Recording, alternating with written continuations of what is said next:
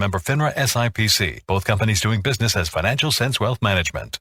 Joining me on the program is Jim Bianco from Bianco Research. Jim, I wonder if we could begin and just give us kind of a synopsis. What happened with GameStop? Why is everybody on cable news talking about this? Let's start with the basics here. GameStop is a brick and mortar retailer that sells video games. This is the online world. This is the work from home world. It's not a good business to be in. It's got troubled finances. And there's been talk about it possibly going bankrupt. So it's a troubled company. Wall Street has figured out that this company's got problems, and they've been shorting the stock. That is a bet that the stock will fall and maybe even one day go into bankruptcy. A short sale is where you sell the stock before, it's buy low, sell high in reverse. You sell the stock first. You're supposed to borrow the stock from somebody else and make delivery on it. But what happened with GameStop is it has 50 million shares outstanding. And as of today, it has 61 million shares that have been bet that the price is going to fall, more than the shares outstanding. Now, that's down from 75 million shares a couple of weeks ago, but it's still larger than the entire float of the company. What's amazed me is that nobody on Wall Street noticed this or thought this was any big deal. And then Citron Research put out a sell report. Now, let me make a quick editorial comment about Citron Research. It's like one of these firms, like Muddy Waters is the other name you'll hear. And it's usually the case that these hedge funds, they get together probably in a very expensive restaurant in Midtown Manhattan or out in the Hamptons, and they have a, quote, ideas dinner. And that's just 10 hedge fund guys or 8 hedge fund guys sitting around deciding what they want to do. And I'm speaking theoretically here, not in this exact instance. And they all decided, and I'm speaking theoretically, let's all go short GameStop, all right? So they got this gigantic short on GameStop that's larger than the float outstanding, which I might add is illegal. It's called a naked short. You're not allowed to do that. You have to make delivery. The number of shares of a company is supposed to be dictated by the company itself. It cannot be dictated by people artificially creating or destroying shares by selling something they don't have. This was the problem in 1929. The SEC was invented in 1933 precisely for this reason. And here we are 80 years later, 90 years later, and they are not doing their job, and the same thing happened again. So these companies get together, they sell way too much of this stock, and then they hire a firm called Citron Research. Again, this is just all supposition, or if you're not sure, you can watch all season 4 of the Showtime show Billions, because this is exactly what the season was about. And they hire these guys to write a report about why GameStop's in trouble and go out and badmouth the company and the stock fall. Well, over on Reddit forum, Wall Street Bets, a bunch of people there have noticed that, hey, this company might not be as bad as they think it is. Now, no one says it's good, but it might not be as bad as they think it is. They just hired the president of Chewy. Ryan Cohen is his name, and he's got a good reputation, and maybe he could turn it around. And look at here, they've actually shorted more than the shares outstanding. They're vulnerable. They're vulnerable to a short squeeze. And then when this Citron report came out, that was kind of the trigger that got everybody saying, this is it. It's time to go now. Let's all buy this stock and let's create a short squeeze. And that's exactly what they did. The price of the stock started to soar because they knew that margin calls were going to come. If they had to buy the stock, they would never be able to find it to make delivery. It was going to go up and up and up. Melvin Capital eventually had trouble. They needed to be bailed out by other Wall Street firms, and the losses just kept piling on. The thing about this story is this is all out in the open. You know, people like to say that Wall Street is unbridled capitalism. There's no honor among thieves. Did Goldman Sachs, just to throw out a name, did Goldman Sachs see this happening? I'm sure they did. Why didn't Goldman Sachs think, hey, we could stick it to these guys, drive the stock up, and make ourselves a lot of money? Why didn't they do it? Or some other big hedge fund or something? Maybe they're all in this together. They're all doing this. They all do the same thing. They operate by their own set of rules is what happens.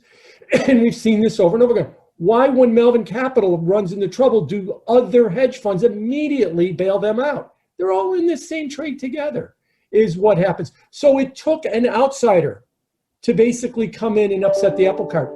Before this week, they used to think, yeah, we run by our own rules, and the regulators the regulators we've got in our hip pocket, no problem with them. And there's nobody out there that's big enough to take us on. Well, now there is. It's retail investors using social media, moving in mass. It did not start this week. We saw this as early as in the spring when Buffett sold his airlines and said, I wish them well. And they all ran into the airlines and doubled the price of the airlines in a month. When they bought the work from home stocks, when they ran Tesla up to $700 and everybody was going, how can Tesla get so high? And eventually it made it into the S&P 500 last month. So they've been doing this, they being this massive retail for months, and they've been winning for months as well too. So the basic fundamental with GameStop is simple. 61 million shares are short. That's not allowed. That's against the rules. But apparently they got away with it. No one looked the otherwise. That leaves the shorts in that company unbelievably vulnerable to a squeeze. But no other professional investor thought to stick it to them. It took a bunch of retail investors who figured this out on their own, that there was a vulnerability here that they could attack and make some money. And that's exactly what they did. And you could see this along the way. Tuesday night, the server company of Reddit tried to shut down Wall Street Bets, and they put out a press release that was identical to the Trump press release, that there was hate language on the website, and then, and everything's hate language that they don't like. That word has no meaning anymore. But in this case, it only lasted an hour, and they were forced to come back. Yesterday, we're talking on Friday the 29th, they tried to shut down trading in all of these companies at the brokerage firms, and some of the brokerage firms, Robinhood and no, was actually going into people's accounts with long positions in profit and forcibly liquidating some of those people as well too. The cry came up, the screaming came up.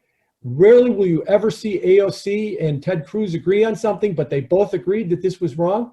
They relented on that today, and now we see all of these short stocks soaring again, and we see the market falling.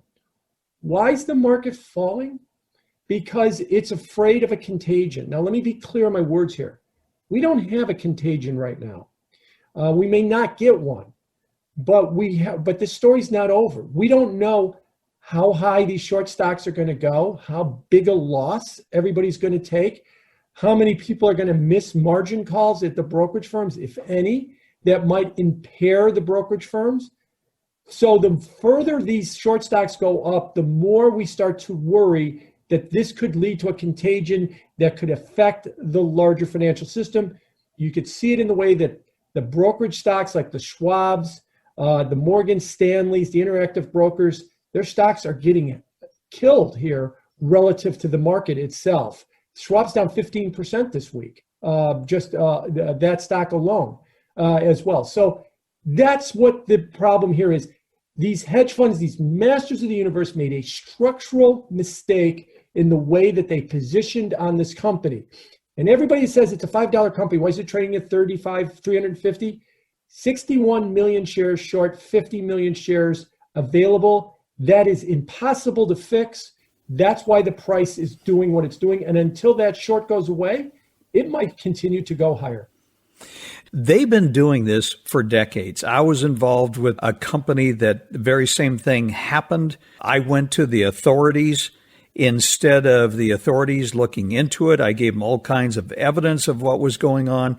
Instead, they treated me the way they treated Harry Markopolos. So let's talk about what I think is happening, and you pointed it out in one of your webinars, and that is they've been doing this for a long time. The SEC doesn't do anything, FINRA doesn't do anything, and they got away with it. Let's talk about why they didn't get away with it. And you talked about a couple things that have happened. Technology, as you mentioned, you can sit in a Starbucks today with a smartphone and you've got the exact technology or the equivalent of the technology that was in trading rooms in 1987. We've gone to commission free, and I want to come back to that, and fractional shares. And on top of that, with the pandemic, people are sitting at home and the government's mailing them checks. What do you do? Interest rates are at zero. So let's talk about how the little guy kind of came in here and is now a very dominant player in the options market and, basically handed the hedge funds their head on a platter. Yeah. To the first part of what you asked about, how can they do this? And they've been doing this for decades. The SEC has long not really enforced their short rules as strenuously as they should. They allow this naked shorting. Sell something you don't have. In the regular world, Jim, if I try to sell you something and take payment for it and then don't deliver you the product, I go to jail. But on Wall Street, if I sell you some stocks and you pay me for those stocks and I don't deliver you the stocks, oh, that's just a fail to deliver. We'll see if you've got the stocks tomorrow to deliver to me. And they just keep rolling it and rolling it and rolling it. This game has been going on forever. One of the reasons that they've been able to get away with it is, other than in small, isolated instances, no one really attacks the big players that do it and expose the weaknesses of the big players. They're all holding hands in it together. And it took this new set of retail investors to band together and do it. Now, how did they do it?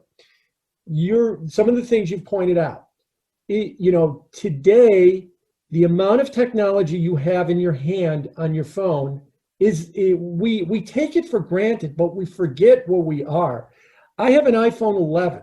Apparently, I have more technology in my one iPhone than the entire planet did in 1970.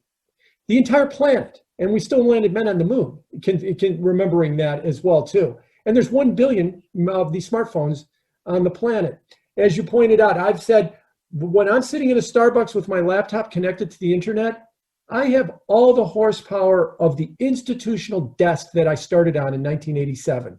And I have access to everything that all the top analysts in the world had in 1987. And so do you, and so does everybody else. And it's all probably free.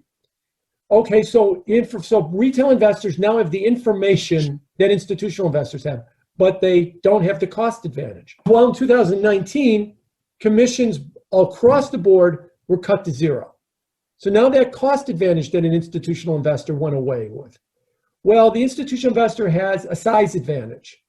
Well, starting last year, they then started to allow fractional shares. You like Amazon at $3,300, but you don't have $3,300? You could buy a tenth of it for $330 in zero commission. So now the advantage of size has now gone away as well too. Okay, so now you've given me the information, no cost, no advantage on size, but I don't have any money. Well, don't worry about that. The pandemic is taking care of that. The government mailed you money, is what they did. First a $1,200 check, an extra $600 in unemployment, various other bailout packages. Then a $900 billion package was passed in December, and we mailed $600 checks. Now we're talking about a $1.9 trillion package. We're going to mail $1,400 checks to everybody. Well, when you got that money, it was the middle of the pandemic. Everything was shut down. You weren't ready to go use it for vacation or buy a car or spend it because you didn't know what your personal finances were going to leave. So you saved it. And part of that savings was you opened up a brokerage account.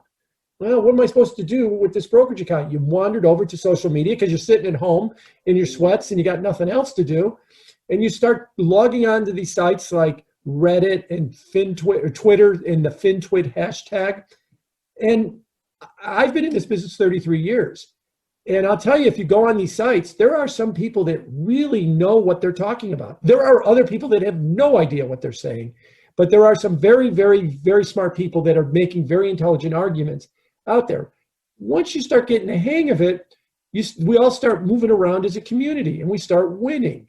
Like I said, you won with the airlines, then you won with Tesla, you won with the work from home stocks.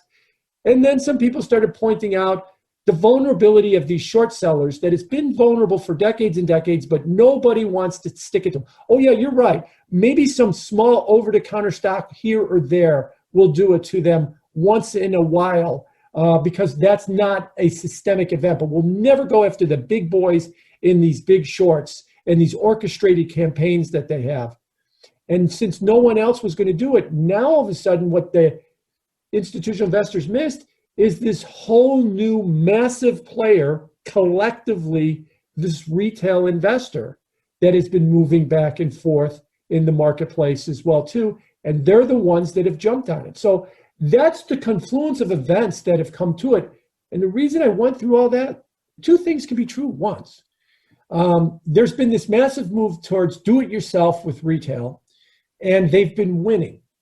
And that's not going to go away. I don't think, the other thing that can be true at the same time is maybe the market is showing some serious signs of froth and is vulnerable to selling off or having another stiff correction. That could happen, but that doesn't mean that everybody's going to delete their account from Reddit and go away, and everybody's going to stop investing stocks, and they're going to go and say, oh, I'm sorry, I'll just go buy the S&P ETF and call it a day, or something like that. This will continue as we move forward. It will change. It will go in other firms. It won't be as aggressive, but it will continue, I think.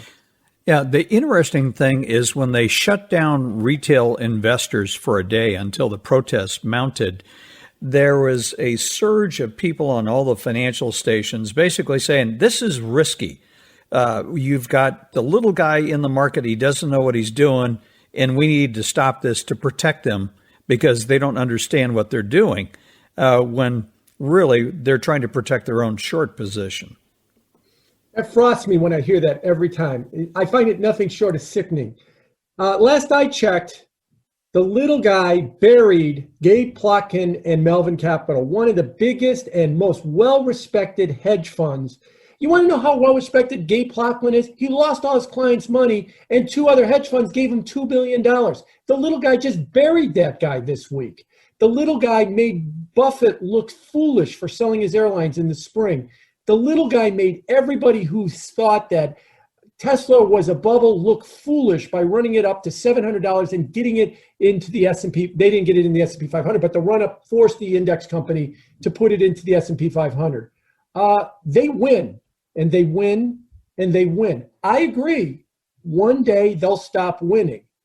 But for now, they're not the problem. The problem is the institutional investor that misjudged. It's not the problem that the retail investor misjudged. And we're seeing this. D1 Capital, a big hedge fund, said they lost 20% this week. Point 72, run by Steve Cohen, who's the owner of the New York Mets, said he lost up to 15% this week.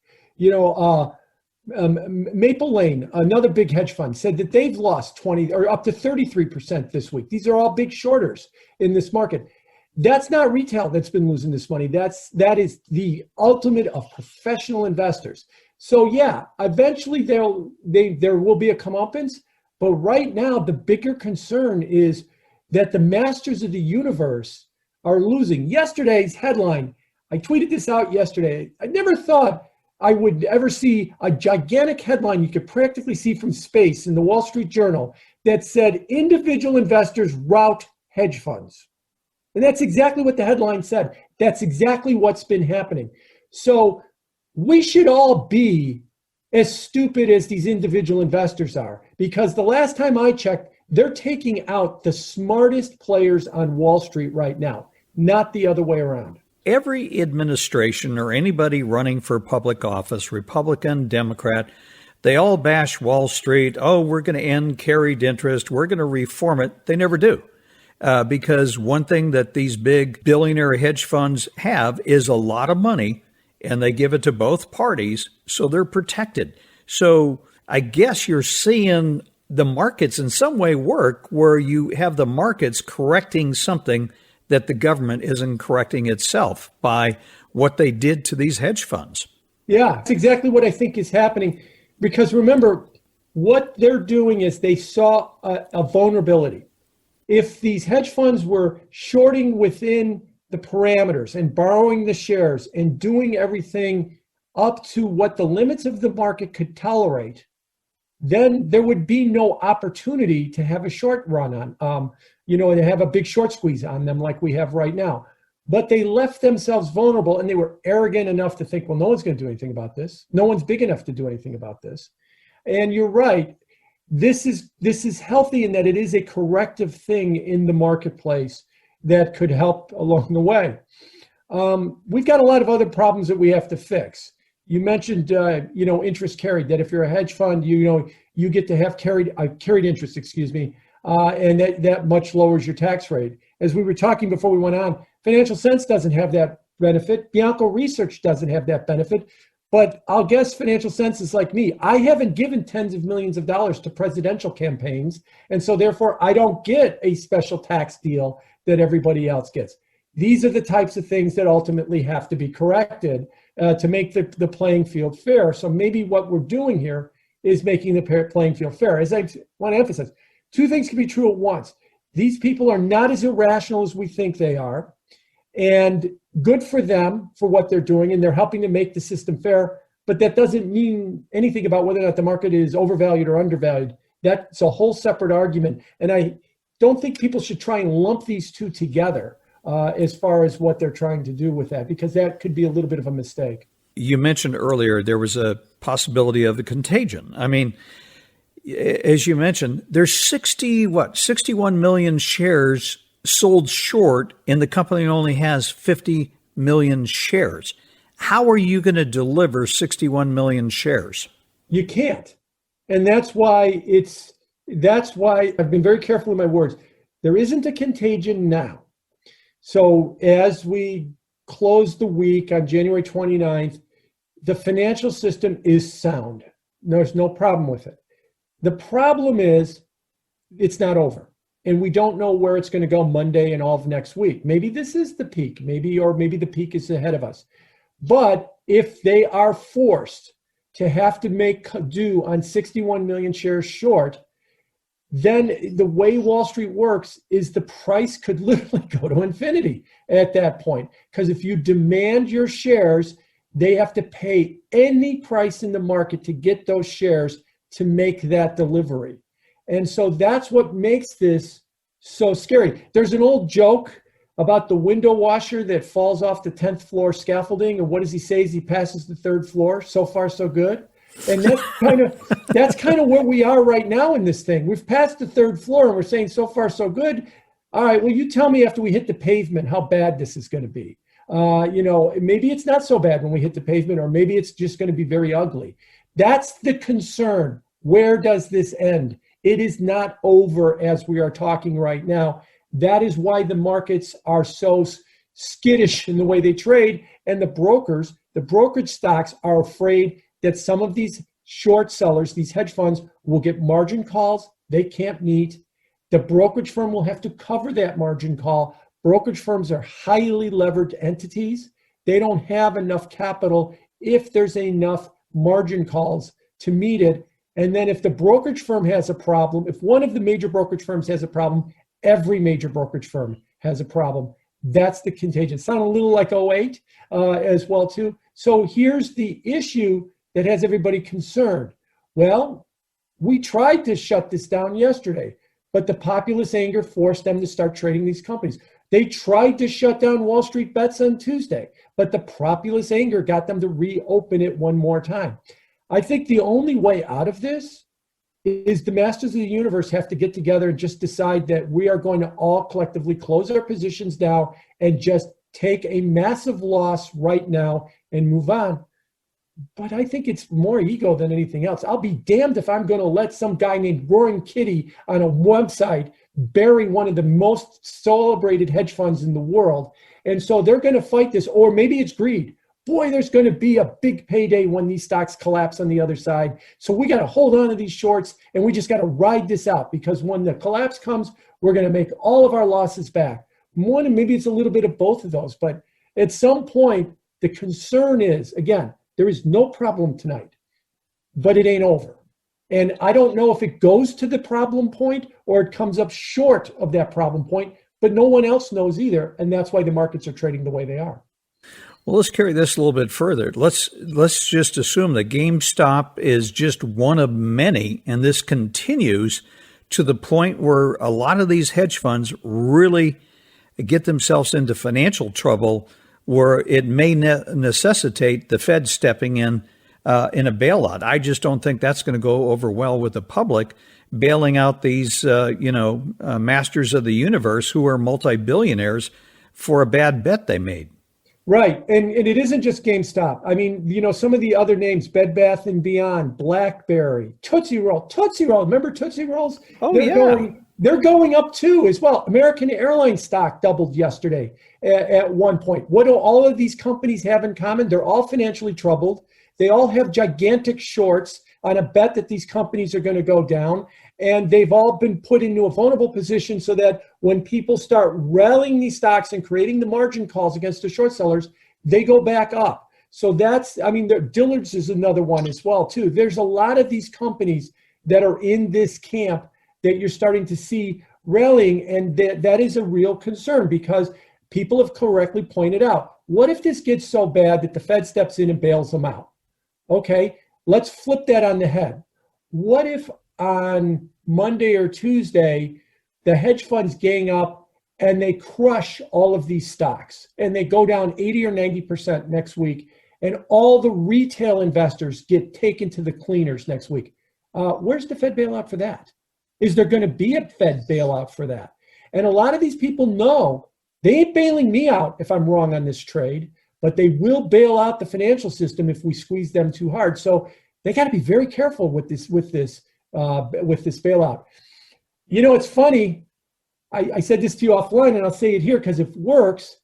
January's been a strange month because we started the month with an assault on the Capitol, and we're ending the month with an assault on Capitol.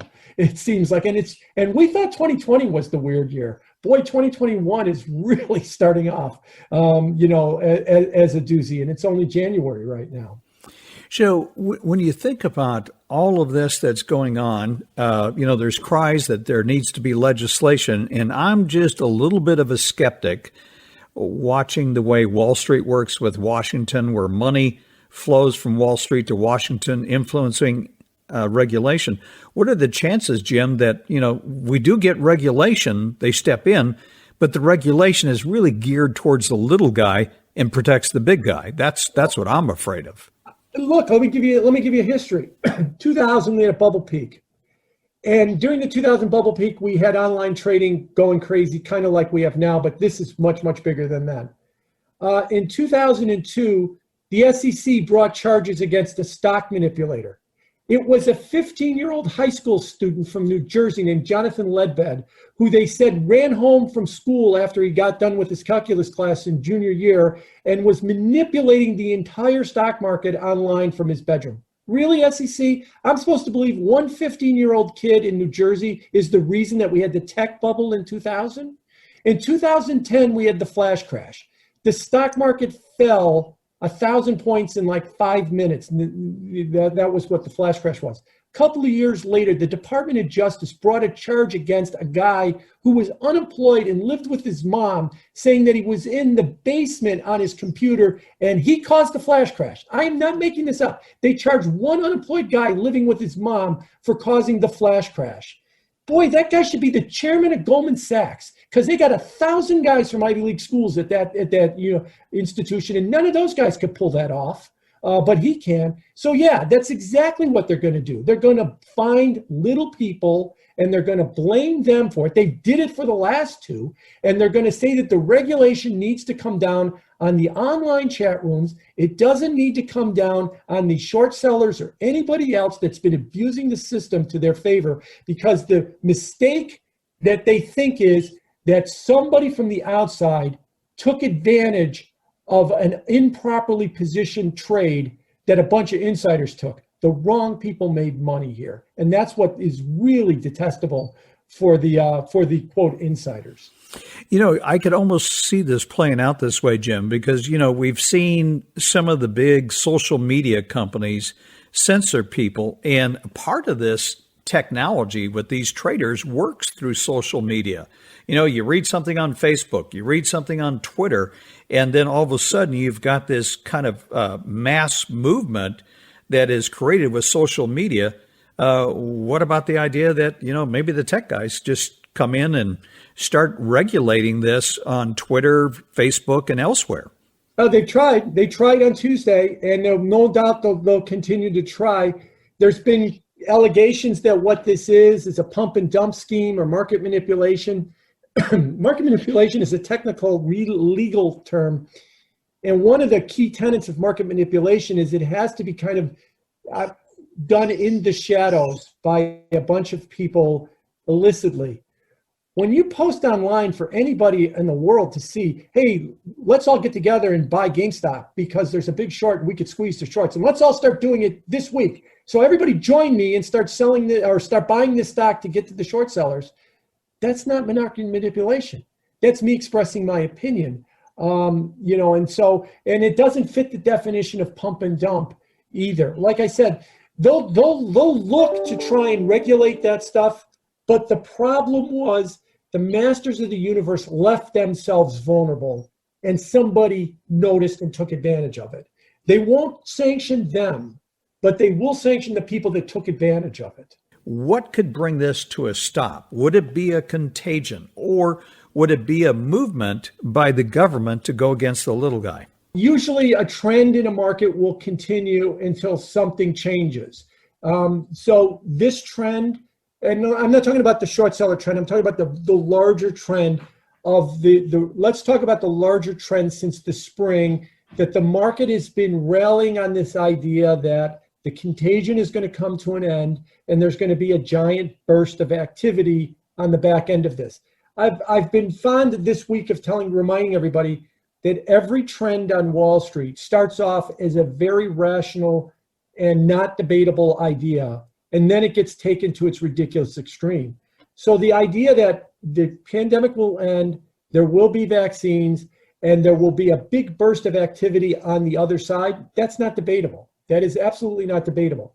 What is debatable is the valuations in the market right now are suggesting what about that other side? It's going to be the roaring 20s for another decade. It's going to be spectacular growth, and it's going to be just blowing the top off. Now, for that to happen, everything has to go right for that to happen. If anything goes wrong in that story, markets get overheated, there's problems there, the vaccine isn't effective as we think there is, there's a mutation that comes to the country, or the reopening doesn't go as we think. Maybe after sitting at home a year, I'm just speculating here, people kind of like doing this a couple of 3 days a week. They don't want to go back to the office 5 days a week.